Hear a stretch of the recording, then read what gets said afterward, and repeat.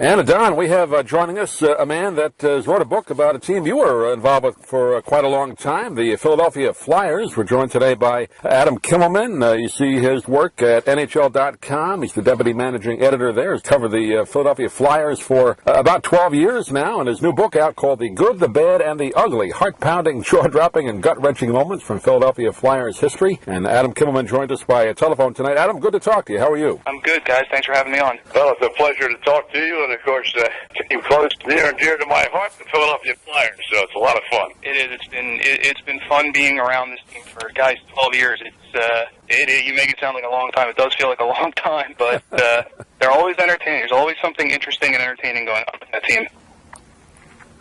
I go back, first hockey game I ever saw, Adam, was back in 1970. First game I saw, the Rangers and the Flyers at Madison Square Garden, set up way up in the blue section. And one player I remember seeing was Doug Favell in goal. Yeah, that was a long time ago, but good days, mostly good days for this team. That's why it was fun, with the name of the book being what it is. It was almost hard to come up with bad and ugly because there's just been so much good over the 45 years now. Well, really interesting because nobody thought in the early days when Ed Snyder, of course, he had some partners in the early days, but nobody ever thought that the National Hockey League would take on in Philadelphia the way it has. And when they won the championship, to be honest with you, they really revived all the sports in Philadelphia. I give the Flyers credit because right after they began to dominate the National Hockey League, the Phillies came along, the Eagles came along, and everybody sort of felt responsible for having their team be a competitive team. So I give Ed a lot of credit for that.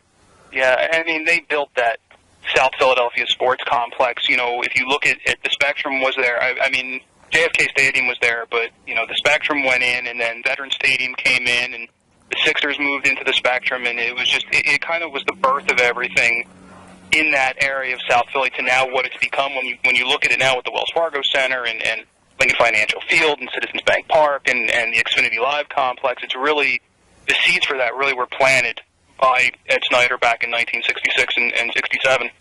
Well, you also have to give Jerry Woolman an awful lot of credit because Jerry was the one that, first of all, had the idea and then was the person that built and completed the Spectrum before Eddie Snyder got the team in. So I got to give Jerry Woolman a little plus, too. Oh, absolutely. He was one of the original four guys who got the expansion team before, right. they slowly all dropped away. Ed Snyder bought them out over the years. But, without Woolman saying, the Eagles at the time, without him saying, hey, let's build the Spectrum in the parking lot of what became Veterans Stadium, none of this would have happened. So he absolutely plays a large role in how the franchise started and how it got to where it is today. Doug? Flyers had success relatively early, Adam. I mean, you know it well, and I guess all Ranger fans or hockey fans from the 70s, particularly Ranger fans, great battles between the Rangers and the Flyers. Of course, they won the two cups in the early to mid-70s. I remember seeing the old Mike Douglas show. He was always talking about it because that was taped in Philadelphia, and, of course, the Broad Street Bullies and all that. I know your book kind of focuses a lot on more current history, but did you go back and talk to any of those guys from those mid-70s teams? Oh, absolutely, yeah. I talked to Bernie Pront and Bobby Clark and Bill Barber, and Joe Watson told a great story about, not even knowing where Philadelphia or what Philadelphia was on the map when he got picked in the expansion draft, and Ed Van Impe just, the last place on earth he wanted to go was Philadelphia. But I think one of my favorites was when I talked to Gary Dornhofer, after hearing all these guys, I don't want to go to Philadelphia, I don't want to start over an expansion team. Dornhofer said, hey, I just want to play in the NHL. And he was never going to get that opportunity. He felt he'd never get that opportunity playing for the Bruins at the time. He come into Philadelphia, fresh start, and it gave him an opportunity to play in the NHL, and that's really all he wanted. So for him, Philadelphia was the greatest place ever. Yeah, Jimmy and Joe Watson were big contributors in the early days, and, Zaleski, as you mentioned. But, of course, the heart and soul and the way and I know you probably have a lot in there about the way they came about getting Bobby Clark, because that was one of the most unusual stories in sports history. Well, yeah, Ed Snyder tells the story that they were sitting at the draft table in that year, and, Bud Poyle was the GM, took Bob Courier with the sixth pick in the draft, I believe it was, and Jerry Melnick, who was the Flyers' Western scout at the time, pretty much slammed his hands down on the table and walked out of the room. Snyder sent Keith Allen, who was the assistant GM at the time, to find out what happened, and Allen relayed via Melnick that, there's this kid in Flin Flon who we think can play on our team today named Bob Clark. And Snyder asked Poyle about him, and Poyle said, well, we just took a center, so I don't need another one. And Snyder then left the draft table and gave Allen one last order, said, if he's still there when we pick again, take Clark or else. And that was pretty much it. Poyle said, okay, we'll take Clark, and the rest is history. The diabetes that Clark had scared a lot of teams off at the time, but his junior coach had gotten a clean bill of health from the Mayo Clinic for him. It said that, if he takes care of himself and does all the right things and with his diet and, takes his medication, there won't be a problem. And there really never was through 14, 15 seasons at a Hall of Fame level. And, of course, it was quite a story when they got Bobby into Philadelphia to first, entertain him about signing with the Philadelphia Flyers, because at that time, people can't believe it today, but Ed Snyder didn't have any money. I think that the story Clark told me was he signed his contract on the trunk of Keith Allen's rental car in Hershey, Pennsylvania, and the only holdup was he told me the NHL offer was fine, but they offered him a split deal NHL-AHL contract, and if he'd gone to the minor leagues, the money would have been less than what he was making working back in the mines in Manitoba. And he's like, well, I'm not going to go play minor league hockey for less than I could make working in the mines. And he was willing to walk away and go back to Flin Flon. And they put their heads together and they got him the money for raised the money on the American League end of the deal to where Clark would be, I'll sign. And obviously it ended up being a moot point because he never saw the minor leagues unless he drove by one of the arenas. But it's so interesting to look back at how contract negotiations worked back in those days. But that almost was the tipping point that Clarkie could have made more money working in the mines than had he gone to the minor leagues. Wow. Yeah, the other thing was Mr. Scott, who was the Valentine distributor at that time in Philadelphia, was the one that put up the money for the cash money. He was the one that put up the cash money to give to Mr. Snyder to get him signed. So it was a lot of different negotiations going on because nobody had any money except some of the minor owners. Well, what Snyder told me was he never really, when he started all this, he never really wanted to be the majority owner. It was never his goal. He wanted to have partners and be just kind of a guy who could, be on the sidelines and just kind of play a part. He never wanted to be the guy. But then just things sort of went into motion, and two of the four partners tried selling the rights to the team to a group in Baltimore, and Snyder was able to kill that, and he bought those guys out and bought out the third guy, and suddenly here he was with, 100% of a franchise and not the money to make it work. So he was able to scramble and through sheer will and great business sense and a little bit of luck, he was able to make things work and get the money and get the franchise and not only get it, but make it profitable in a pretty short order. And I think he said to me, he's one of the few people to get rich through sports. If you look at the owners of even of today's franchises, they were all wealthy, successful businessmen doing something else who then got into sports. Ed Snyder was the opposite. He got into sports, and that's where he made his money. Talking with Adam. With the transition to the spectrum from the city and the fact that, as you mentioned, Bud Poyle and Keith were the first coaches and general managers of the club. And they were, Keith was with them forever. I mean, he was one of the smartest general managers in the history of the National Hockey League. That's why he's in the Hall of Fame, and he still has a title with the organization. Unfortunately, he's not. His health has taken a turn over the last couple of years. But when I spoke to him for the book, he was still pretty vital and pretty spry as far as remembering a lot of the details of those days. And you just look at the moves that he made. Getting whether it's getting Reggie Leach for not a whole lot, for getting Barry Ashby for 2 minor leaguers, finding all these guys in the drafts over the years, whether it's, Tom Bladen or Billy Clement or Bill Barber or Stilepsky and Schultz, it was just, you're right, he is one of the best GMs to work, not just in Philadelphia, but to work, in all of hockey. Talking with Adam Kimmelman. The name of the book is The Good, the Bad, and the Ugly, a history of Philadelphia Flyers hockey. You mentioned some of those great names right there. People remember from those great Flyer teams. You mentioned earlier Bernie Perrant. I don't think I've ever seen a better goalie maybe in a 2 or 3 year stretch than he had during those Stanley Cup years. Unbelievable those couple of years. Then I think he had an eye injury and kind of fell off after that. But nobody better in about a 3 year span. No, if you go back and you look at 73, 74, and 74, 75 seasons, 2 Stanley Cup seasons, he's the only goal in the history of hockey to win the Vezina, the Stanley Cup, and the Conn Smythe in back-to-back seasons. One other goal in the history game has even done it once. Bernie's done it twice. So if you just go back and look at those 2 seasons, there was no better goalie on the planet. And after that is when the injury started to happen. He had the neck injury prior to the beginning of the 75-76 season that kind of kept him on the sidelines. A lot of people forget that he was not in goal when they beat the Russians in January of 76. It was Wayne Stevenson. And then the eye injury that ended his career in 78. That was just the end. But there was a long kind of build-up of Bernie sort of just beat up from so many years of playing. But for those 2 years, though, there was nobody better. Well, Doug, as you well know, he doesn't live too far from us right there. He's doing most of his time is now spent fishing, but he and the Chief have certainly stayed close together, and both obviously, and I'll tell you, Crispy, a lot of the Flyers have got involved in broadcasting, and they've done very well there as well. Yeah, you look at Bill Clement's outstanding at what he does. Terry Crisp has been in Nashville. I think he's been there since the very beginning of the franchise. He's one of the best at it. You look around the league, those guys, they're all still really active. A lot of them are still in Philadelphia, whether it's Dornhofer or Bob Kelly, Joe Watson. You see Kelly and Watson, they're at every Flyers practice. They're at every game. Bernie's there at every game. Dornhofer's there at every game. Clark's still around a lot. Barber's still around a lot. Those guys are all still active in varying ways around the league. And so it's interesting. You always bump into those guys. They're always around doing something, and they're always willing to talk about those days and joke about those old days. Well, Clark, he only lives a few blocks from us, so he's in Sarasota all the time. So it's a lot of fun seeing these guys. We get down to see the Bolts play, and a lot of the former Flyers show up there as well.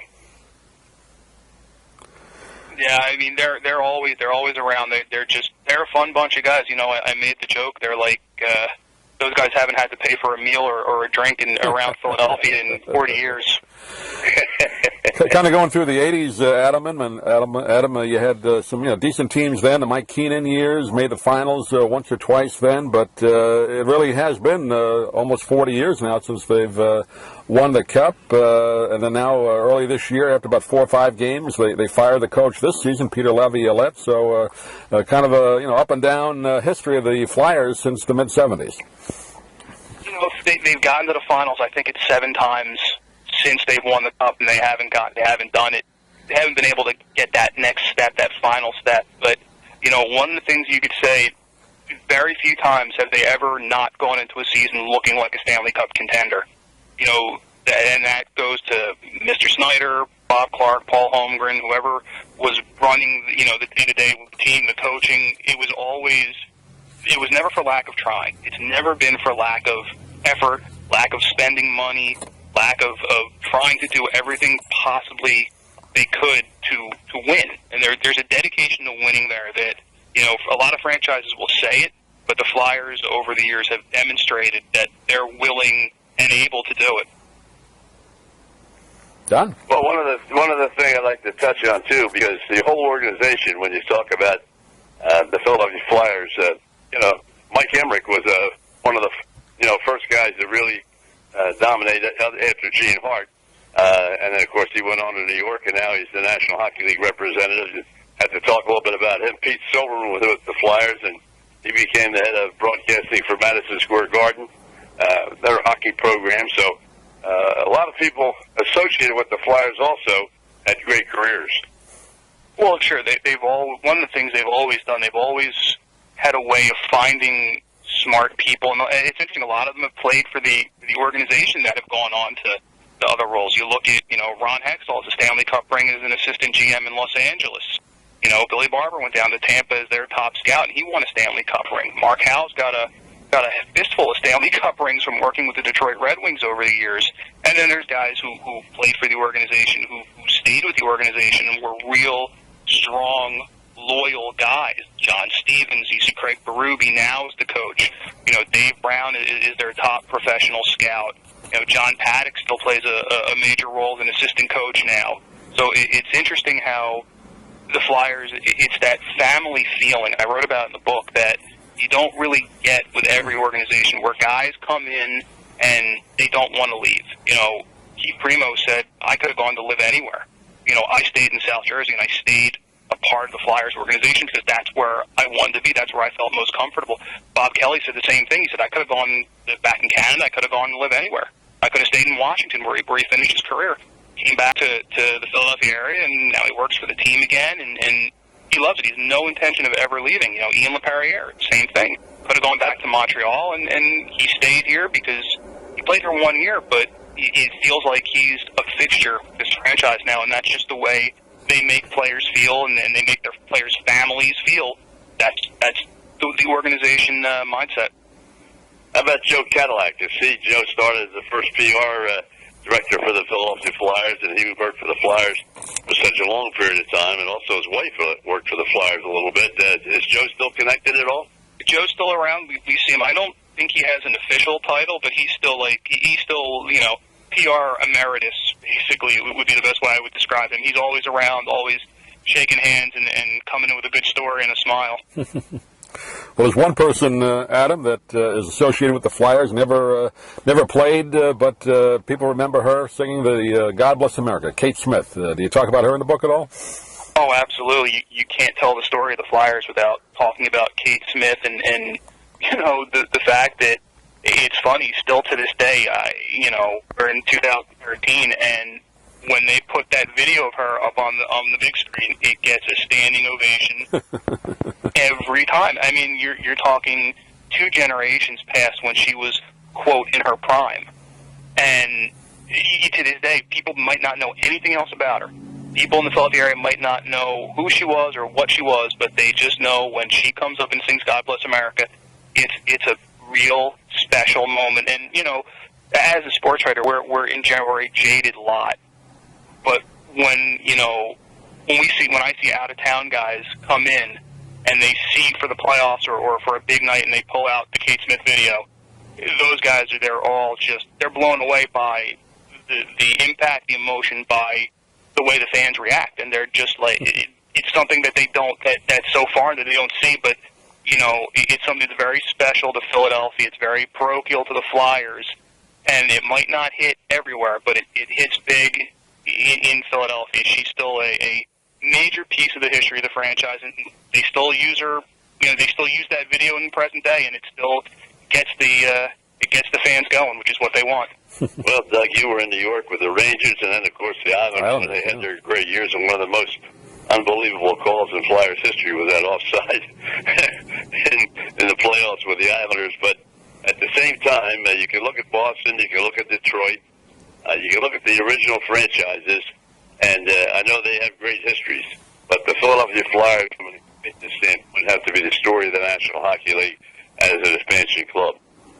I think when you talk to people who've been around the game, they talk about the original 6, but they will put the Philadelphia Flyers as, if not on that level, about as close as you can come to being an original 16 without being one of those clubs. Right. The way it's just the success and the aura of that team over 45 years. It's, you know, of those second 6 expansion teams, the Pittsburgh Penguins probably come the closest because they've got 3 Stanley Cups and all the history of Mario Lemieux and the great teams they had in the early 90s, and now Sidney Crosby and Evgeny Malkin today. But the allure and the aura around the Flyers and the Broad Street Bullies, it was such a unique time in the history of the game, and it's still talked about today. You know, Rob Zombie is going to make a movie about the Broad Street Bullies, and in those days it's going to be really interesting to see, because those days and those players are still talked about to this day. How about the Dean, Freddie Shiro? Have you got him in there? Oh, absolutely. Again, you can't, tell the history of the Flyers without including Fred Shero, and it was nice, getting to talk. I spent some time with Ray Shero, when Freddie went into the Hall of Fame. And, just hearing the stories about, when Freddie was the coach and just the players were so dedicated to him. They loved him, almost as a father and as a teacher, more so than they respected him as a coach. There was a certain dedication that they had to him, a belief they had in him and in the way that he wanted them to play, that they had no problem going through a wall for him. Every one of those guys, you talk to those guys who won the titles with him, and they, to a man, they love Freddie. And I think the belief in him is best shown when they get to the 74 Stanley Cup Finals, and Freddie's game plan was dump the puck into Bobby Orr's corner every time, and that was so against what the philosophy in the game was at the time, because why would you want Bobby Orr to be anywhere in the same zip code as the puck? But the thinking was, give Orr the puck, make him come the length of the ice, but you also allow him to be hit, because if he's carrying the puck, he's wearing the bullseye. So it might not, it might hurt you in games 1 and 2, but come games 5, 6, and 7, that half a step slower he might be after taking 4 games of hacks and whacks and hits, it's going to have an effect. And, they might not have believed it, but once they saw it put in motion, they got on board, and they were all in, and it ended up being the strategy that carried them to a Stanley Cup. Well, Freddie always had the blackboard. Well, everybody remembers the great sayings, and win together today, walk together forever is something that, no one will ever forget. And that's not just Philadelphia. That's all sports. That's all hockey. That saying, and he gets the credit for it. Name of the book is The Good, the Bad, and the Ugly. Great stories about the Philadelphia Flyers. Adam Kimmelman has been our guest, but published again by our good friends over at Triumph Books. And Adam, you have a website other than Triumph, or you want to pass out to people that can get a hold of you with the book? Well, the book is available anywhere you can buy books, Amazon, any other retail store, and also all my stuff's on NHL.com, and we have all sorts of we cover every aspect of the hockey world there. It's not just the NHL. We have stuff on, international hockey. We have stuff on junior hockey. I'm actually doing a story on the U.S. World Junior roster that was announced today. So there's all sorts of. It's really, I'm biased, but it's the best hockey site that I know of on the planet. So, anything you can do to. Anytime you want to come by NHL Hockey, it's got the best information on the planet. Well, Adam, it's a pleasure to have you join us for a few minutes, and we look forward to talking to you again. Thanks for being with us, and we'll catch up with you maybe toward playoff time in the NHL season. Absolutely. Anytime, guys.